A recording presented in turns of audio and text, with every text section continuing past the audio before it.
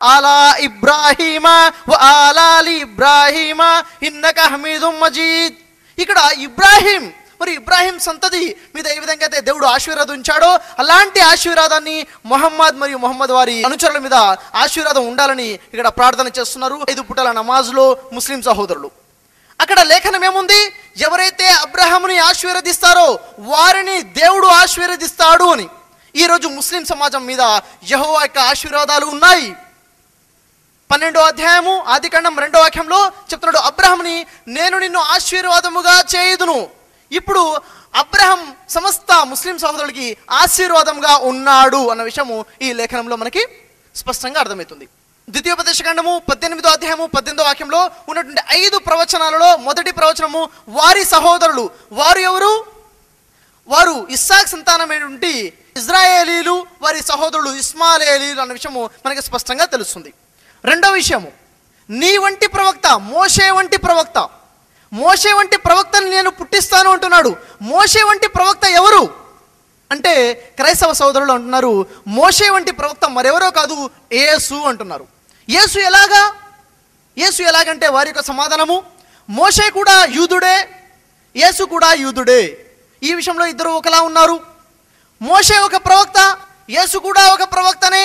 మోషే దేవుడితో సంభాషించాడు, యేసు కూడా దేవుడితో సంభాషించాడు. కాబట్టి మోషే లాంటి ప్రవక్త యేసు మాత్రమే అని క్రైస్తవ సోదరులు చెప్తున్నారు. వాస్తవానికి మోషే లాంటి ప్రవక్త ఎవరు? మోషే లాంటి ప్రవక్త ముహమ్మద్ సల్లల్లాహు అలైహి వసల్లం, కానీ యేసు వారు కాదు. ఎందుకని?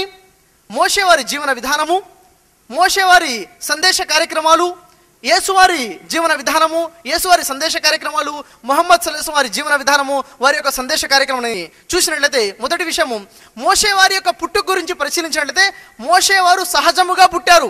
మోషే వారు తల్లి తండ్రి ఉన్నారు. మోషేకి వారి పుట్టుక సహజంగా ఉంది. ముహమ్మద్ ప్రవక్త వారి పుట్టుక చూస్తే ముహమ్మద్ ప్రవక్త వారికి కూడాను తల్లి తండ్రి ఉన్నారు, వారి పుట్టుక కూడా సహజముగా ఉంది. కానీ యేసువారి గురించి చూస్తే యేసువారికి తల్లి మరియం ఉన్నారు, కానీ తండ్రి లేరు. తండ్రి లేకుండా కన్యక గర్భంలో యేసువారు పుట్టారు. వారిది సహజ జననము కాదు, వారు అద్భుతముతో పుట్టారు, దేవుని మహిమ వల్ల పుట్టారు. పుట్టుక విషయంలో మోషే లాంటి ప్రవక్త ముహమ్మద్, కానీ యేసు కాదు. మరియు జీవన విధానంలో చూసినట్లయితే మోషే వివాహము చేసుకున్నారు, వారికి సంతానము ఉంది. ప్రవక్త ముహమ్మద్ వారి జీవితాన్ని చూసుకున్నట్లయితే వారు కూడా వివాహాన్ని చేసుకున్నారు, వారికి కూడా సంతానం ఉంది. కానీ యేసు వారి జీవితాన్ని చూసుకుంటే వారికి సంతానము లేదు, వారు వివాహము కూడా చేసుకోలేదు. మరి ఈ విషయంలో చూసుకుంటే మోషే లాంటి ప్రవక్త ముహమ్మద్, కానీ యేసు వారు కాదు. ఆ తర్వాత మనం ఇంకా ముందుకెళ్ళి చూసినట్లయితే మోషే వారు తన సందేశాన్ని తీసుకొని తన ప్రజల వద్దకు వచ్చినప్పుడు తన ప్రజలు మోషే వారిని అంగీకరించారు, ఒప్పుకున్నారు. ప్రవక్త ముహమ్మద్ సల్లల్లాహు అలైహి వసల్లం వారు దైవ సందేశాన్ని తీసుకుని తన ప్రజల వద్దకు వచ్చినప్పుడు తన ప్రజలు తనని అంగీకరించారు, ఒప్పుకున్నారు, స్వీకరించారు. కానీ యేసువారు దైవ సందేశాన్ని తీసుకుని తన ప్రజల వద్దకు వచ్చినప్పుడు తన ప్రజలు యేసువారి సందేశాన్ని, యేసువారిని అంగీకరించలేదు, తిరస్కరించారు. ఈ విషయాన్ని మనం చూసినట్లయితే యోహాను సువార్త 1వ అధ్యాయం 11వ వాక్యంలో యేసువారు తన స్వీకుల వద్దకు వచ్చినప్పుడు తన స్వీకులు తనను అంగీకరించలేదు అంటుంది బైబిల్. మరి ఈ విషయంలో చూసుకుంటే మోషే లాంటి ప్రవక్త ముహమ్మద్, కానీ యేసువారు కాదన్న విషయం మనకి స్పష్టంగా తెలుస్తుంది. మోషే వారికి దేవుడు ధర్మశాస్త్రాన్ని ఇచ్చాడు, మోషే ధర్మశాస్త్రము అంటారు. ప్రవక్త ముహమ్మద్ సల్లల్లాహు అలైహి వసల్లం వారికి కూడాను దేవుడు ధర్మశాస్త్రాన్ని ఇచ్చాడు, ఖురాన్ మరియు హదీస్ని, షరియత్ని ఇచ్చాడు. యేసువారికి దేవుడు కొత్తగా ఏ ధర్మశాస్త్రం ఇవ్వలేదు, కానీ మోషేకి ఇవ్వబడినటువంటి ధర్మశాస్త్రాన్ని నెరవేర్చుటకు యేసువారిని దేవుడు పంపించాడు. కొత్తగా యేసువారికి ఎలాంటి ధర్మశాస్త్రం ఇవ్వబడలేదు. ఈ విషయాన్ని మనం చూసినట్లయితే మత్తయి సువార్త 5వ అధ్యాయము 17వ వాక్యంలో పరిశీలిస్తే యేసువారు చెప్తున్నారు, నేను ధర్మశాస్త్రమునైనను ప్రవక్తల మాటలనైనను కొట్టివేటుకు రాలేదు, ధర్మశాస్త్రం నెరవేర్చుటకే వచ్చి తిని అంటున్నారు. ఉన్నటువంటి ధర్మశాస్త్రాన్ని నెరవేర్చడానికి వచ్చారు, కానీ కొత్త ధర్మశాస్త్రాన్ని యేసువారు తీసుకుని రాలేదు.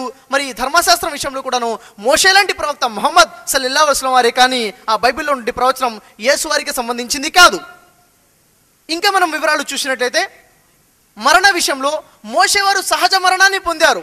అదేవిధంగా ప్రవక్త ముహమ్మద్ సల్లల్లాహు అలైహి వసల్లం వారికి కూడాను మరణము సహజంగానే వచ్చింది, వారి మరణం కూడా సహజంగానే ఉంది. కానీ యేసువారి మరణం గురించి చూస్తే, యేసువారి గురించి క్రైస్తవుల యొక్క విశ్వాసం, యేసువారు శిలువ మరణాన్ని పొందారని క్రైస్తవులు అంటున్నారు. కానీ ముస్లింల యొక్క విశ్వాసం, యేసువారిని దేవుడు సజీవంగా పైకి లేపుకున్నాడు అని. మరి ఈ రెండు విశ్వాసాలు ఏ విశ్వాసాన్ని చూసుకున్నా సహజ మరణము కాదు. మరణ విషయంలో కూడాను తనకి ఇంకా మరణము రాలేదు, తను సజీవంగా ఉన్నారన్న విషయము. మరి ఈ విషయంలో మోషే లాంటి ప్రవక్త ముహమ్మద్ సల్లల్లాహు అలైహి వసల్లం వారే కానీ యేసువారు కాదు. యెహోవా చెప్తున్నారు ద్వితీయోపదేశకాండము 18వ అధ్యాయము 18వ వాక్యంలో, నీ వంటి ఒక ప్రవక్తను, ఎవరు? ప్రవక్త ముహమ్మద్ సల్లల్లాహు అలైహి వసల్లం కానీ ఇంకెవరూ కాదు. మోషే వారు దేవుడితో సంభాషించారు, యేసువారు దేవుడితో సంభాషించారు, కానీ ప్రవక్త ముహమ్మద్ వారు సంభాషించలేదు కదా. అంటే ప్రవక్త ముహమ్మద్ సల్లల్లాహు అలైహి వసల్లం వారు కూడాను దేవుడితో సంభాషించారు. ప్రవక్త ముహమ్మద్ సల్లల్లాహు అలైహి వసల్లం వారి జీవితాన్ని మనం పరిశీలిస్తే, వారి జీవితంలో మేరాజ్ యాత్ర తనకి అదృష్టం లభించింది. మేరాజ్ యాత్ర అంటే గగన ప్రయాణం. అల్లాహ్ సుబ్హానహు వ తఆలా ప్రవక్త ముహమ్మద్ వారికి మేరాజ్ కోసం పిలుచుకున్నప్పుడు అక్కడ ప్రవక్త వారు గగన ప్రయాణంలో అల్లాహ్తో సంభాషించినట్లుగా మనకి స్పష్టమైన ఆధారాలతో వారి యొక్క జీవిత చరిత్రను చదివితే మనకి తెలుస్తుంది.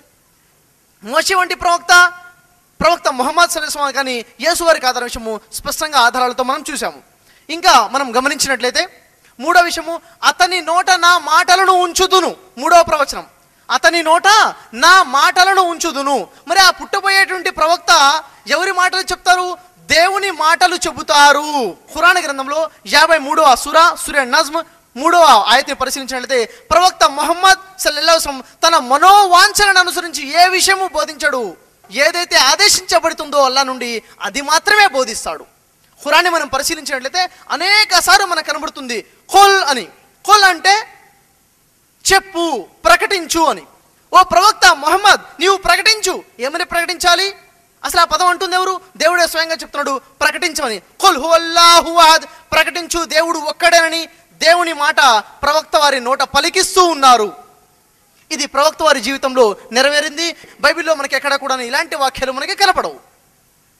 మరియు నాలుగో విషయాన్ని మనం చూసినట్లయితే, నాలుగో విషయంలో, నేను అతనికి ఆదేశించు యావత్తును అతను ప్రజలకు బోధించును. ఆ ప్రవక్తకి రాబోయే ఆ ప్రవక్తకి దేవుడు ఏదైతే ఆదేశిస్తాడో ఆ ఆదేశాన్ని సమస్తము తన ప్రజలకి అందజేస్తారు. దీనికి సంబంధించి ప్రవక్త వారి జీవితాన్ని పరిశీలిస్తే, ప్రవక్త ముహమ్మద్ సల్లల్లాహు అలైహి వసల్లం వారు హజ్ యాత్రకి వెళ్ళినప్పుడు, వారి జీవితంలో ఒకేసారి హజ్ యాత్ర చేశారు.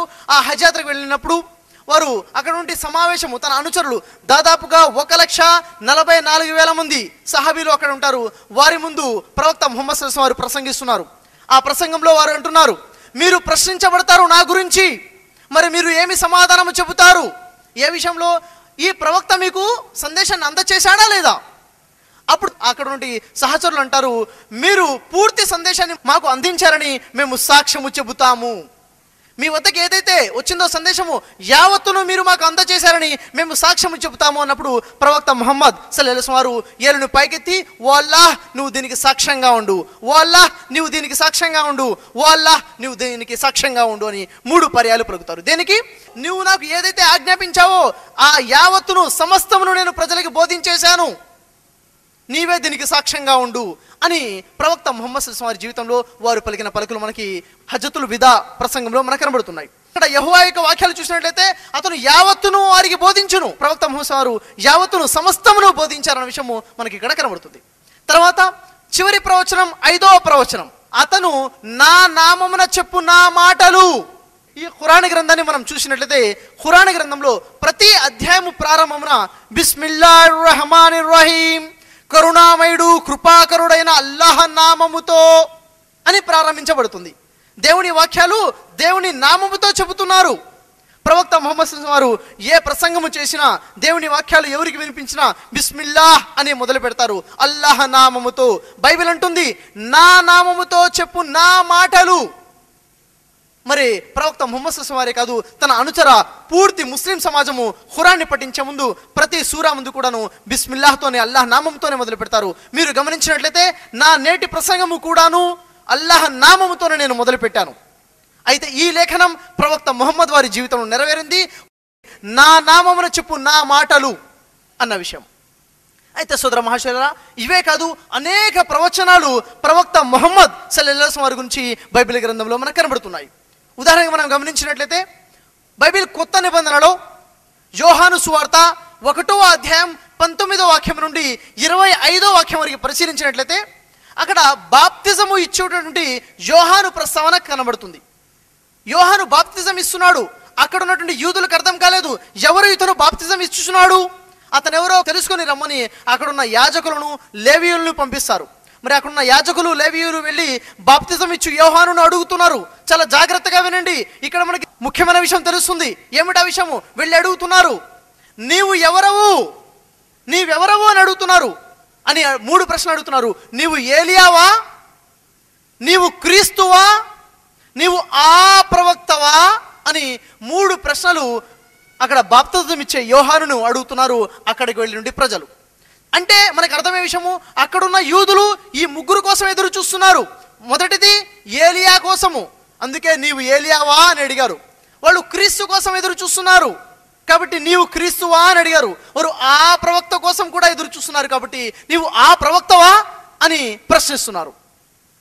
అయితే మరి ఈ 3 ఎవరు? ఏలియా ఎవరు, క్రీస్తు ఎవరు, ఆ ప్రవక్త ఎవరు అంటే యేసువారు చెప్తున్నారు. మత్తయి సువార్త 11వ అధ్యాయం 14వ వాక్యాన్ని చూసినట్లయితే, మీరు విశ్వసించినట్లయితే బాప్తిజము ఇచ్చు యోహానే ఆ ఏలియా, రాబోయు ఏలియా. 3లో ఒకటి క్లియర్ అయిపోయింది. ఏలియా ఎవరు? బాప్తిజం ఇచ్చు యోహానే ఆ ఏలియా అన్న విషయం మనకు క్లియర్ అయిపోయింది. మరి క్రీస్తు ఎవరు? క్రీస్తు ఎవరు అంటే యోహాను సువార్త 4వ అధ్యాయము 25-26 వాక్యాలు చదివితే ఒక స్త్రీ యేసుతో అడుగుతుంది, క్రీస్తు అనేటువంటి మెస్సయ్య వచ్చునని మేము ఎరుగుదుము, ఆయన వచ్చినప్పుడు మాకు సమస్తమును బోధించును అని ఆ స్త్రీ అన్నప్పుడు యేసువారు ఎదురుగా ఉన్నారు అంటున్నారు, నేనే ఆయనను. ఏ క్రీస్తు కోసం ఎదురు చూస్తున్నారో, ఏ మెస్సయ్య కోసం మీరు ఎదురు చూస్తున్నారో ఆ క్రీస్తు నేనే అని స్వయంగా యేసువారే సాక్ష్యం చెప్పారు. 3 విషయాల్లో 2 క్లియర్ అయిపోయాయి. ఏలియా ఎవరు? బాప్తిజం ఇచ్చి యోహాను. క్రీస్తు ఎవరు? ఈసా మసీహ్, మరియం కుమారుడైన యేసే ఆ క్రీస్తు అన్న విషయం తెలిసింది. మరి ఆ ప్రవక్త ఎవరు? ఆ ప్రవక్త ఎవరు అని క్రైస్తవ సోదరులు అడిగితే, లేదండి అక్కడ 3 ప్రస్తావన లేదు, 2 ప్రస్తావనే ఉంది. యోహాను ప్రవక్తే, యేసు ప్రవక్తే కాబట్టి ఆ ప్రవక్త అన్నారు. 3 కాదు, 2 గురించి అడగడం జరుగుతుంది అంటారు. కానీ మనం జాగ్రత్తగా చదివినట్లయితే యోహాను సువార్త 1వ అధ్యాయము 25వ వాక్యంలో అంటున్నారు అక్కడ ప్రజలు, మరి నీవు ఏలియానైనను క్రీస్తు అయినను ఆ ప్రవక్తమైనను కాని ఎడల ఎందుకు బాప్తిజము ఇచ్చుచున్నావు? స్పష్టంగా తెలిసింది, వారు 2 కోసం కాదు 3 కోసం ఎదురు చూస్తున్నారు. ఆ ప్రవక్త ఎవరు? ఆ ప్రవక్త మరెవరో కాదు, అక్షరములు చదవటము రానటువంటి, నిరక్షరాస్యుడైనటువంటి, చదవటము రాయటము రానటువంటి యెషయా గ్రంథంలో కనబడుతున్నటువంటి ఆ ప్రవక్తనే ఈ ముహమ్మద్ ప్రవక్త, ఆ ప్రవక్తనే ఈ ఆ ప్రవక్త. ఈ ఆ ప్రవక్త మరెవరో కాదు, వారి సహోదరుల నుండి పుట్టబోయు ప్రవక్త, మోషే వంటి ప్రవక్త, యావత్తును ప్రజలకి అందచేసేటువంటి ఆ ప్రవక్తనే ఈ ఆ ప్రవక్త యొక్క ప్రస్తావన. మరి క్రైస్తవ సమాజాన్ని మనం చూసినట్లయితే క్రైస్తవ సమాజంలో అనేక అంశాల గురించి, పాపము గురించి, శిలువ మరణం గురించి, త్రిత్వం గురించి, అనేక అంశాల గురించి, అనేక పదాల మీద అనేక గ్రంథాలు, అనేక చిరు పుస్తకాలు, అనేక పాంప్లెంట్లు వారు ప్రచురిస్తున్నట్టుగా మనం చూస్తున్నాం. కానీ ఏ ఒక్క పాంప్లెంట్ కూడా ఇప్పటివరకు ఆ ప్రవక్త ఎవరు అన్న విషయం మీద ప్రచురించబడలేదు. దీనికి గల కారణం పాపం వారికి తెలియకపోవచ్చు, ఆ ప్రవక్త యొక్క ప్రస్తావన వారికి తెలియదు. దీని గురించి మనం కాస్త గమనించినట్లయితే, ఇది తెలుగు బైబిల్ గ్రంథం ప్రొటెస్టెంట్ బైబిల్, ఇది కూడాను ప్రొటెస్టెంట్ బైబిలే. ఇది ప్రొటెస్టెంట్ బైబిలే, ఇది కొత్తగా ప్రచురించబడినటువంటిది, రీసెంట్గా వచ్చిన ఎడిషన్. దీంట్లో ఆ ప్రవక్త అని ఉంది, ఇక్కడ ఆ ప్రవక్త అన్న పదము తీసి